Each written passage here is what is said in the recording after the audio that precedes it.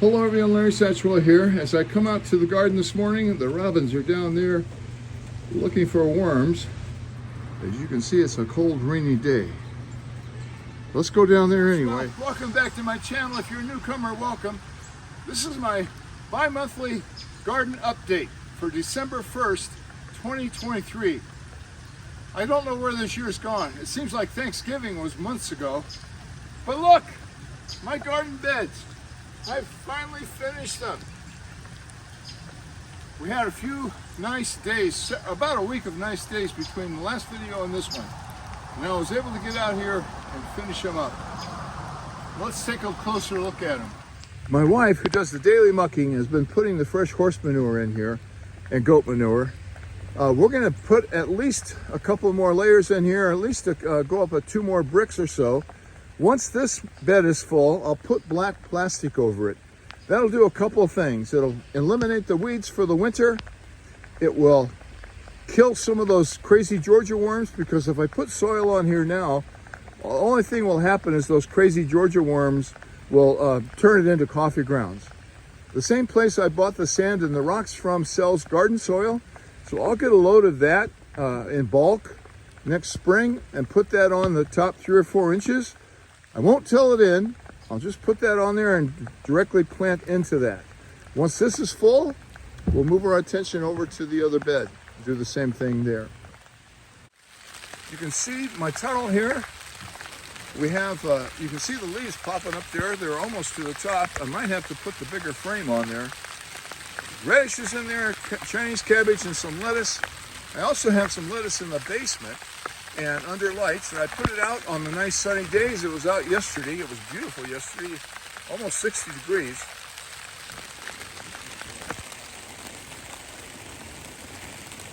No rain in the, well, about 1/4 of an inch in the rain gauge right now, but we'll get more. I continue to put the cardboard out here as we get it. I'm going to leave these echinacea right where they are all winter. But I do need to get my persimmon trees planted before the next week or so, and I'll do that as soon as I can. But I also have to put on my Santa's helper's hat and get to work on Christmas presents. Just a quick walk through the perennial garden. Able to transplant some of these strawberries. In fact, there's a big hole there. And before Ethan clipped up all the leaves, I was able to rake up some pine straw, some pine needles, and so the newly transplanted strawberries are right there. This is I still have a good pile of sand here, and I'll need that pile of sand down here. I've been picking up these bricks. I still have some ways to go, but I used all of my solid bricks to top off the garden walls here, and I think I have about 100 bricks left up in my pile, and I'm counting these bricks here. I think I'm going to do a shorter wall right along here. I had a lot of trouble with these bricks in the frost heave, and they were coming up and down, so I will go ahead and plaster those in with concrete this time, and I won't get to that before the first of the year though. We still have a few blooms. Unbelievable. But these sunflowers have given up the ghost. So instead of pulling those up, because there's no reason to disturb the roots, I'll just chop them off and leave them there and put those over on top of that manure, and Karen will cover them up, and next spring they won't be there. These are Shasta daisies that I planted from seed under my lights in the basement.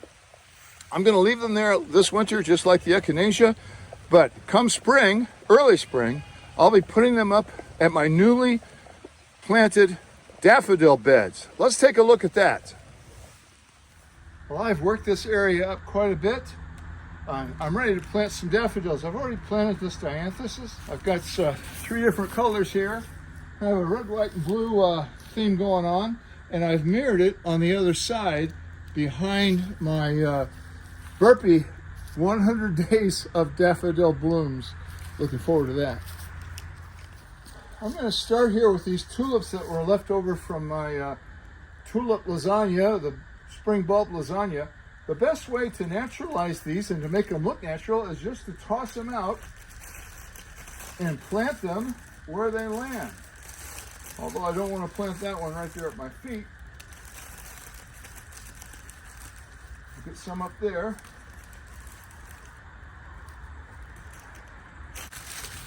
And I'm going to do the same thing with these daffodils.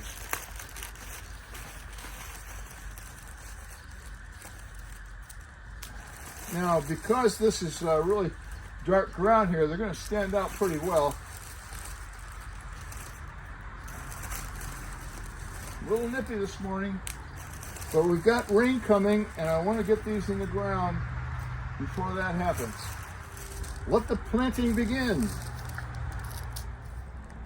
Now that they've landed, I'll dig a nice hole, 6 to 8 inches deep. Put my bulb in there. Toss in a handful of bone meal and cover it up. Go to the next one.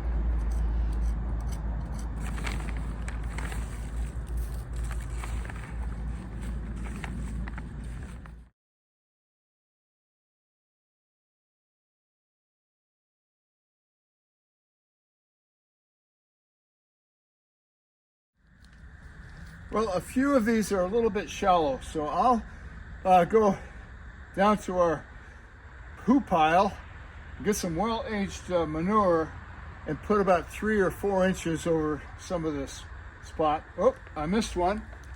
And that's part of the problem when you try to naturalize it. But I'll get it in the ground here.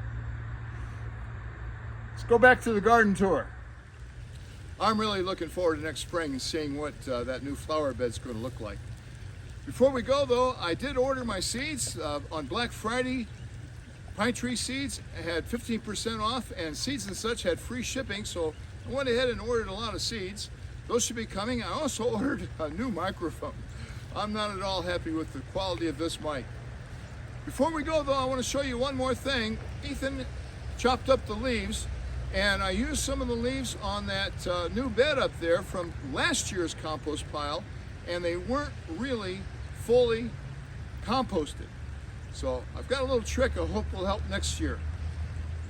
This is the compost bin that Ethan made last year during his FFA project.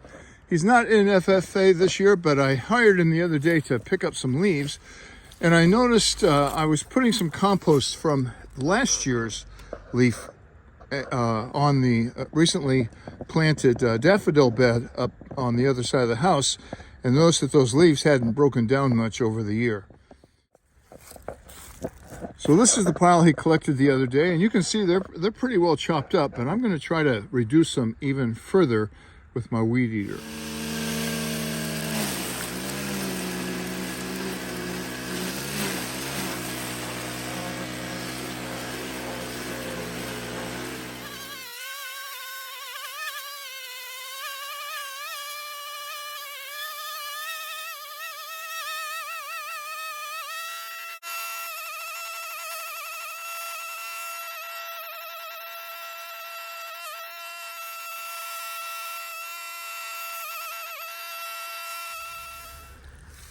Well, that reduced it quite a bit more. In fact, it's about half the height it was before. I think next year, since this works so well, that as Ethan's picking up the leaves, if I chop them up even more as he puts them in, because this bin was completely full, it'll work even better. That should break them down by next year, and I'll be ready to use that compost in the spring on the garden. Well, as you can see, the black-eyed Susan vines are toast, as well as the Mexican petunias and all the other annuals. While I had some mortar mix, I was able to put some mix between these rocks here.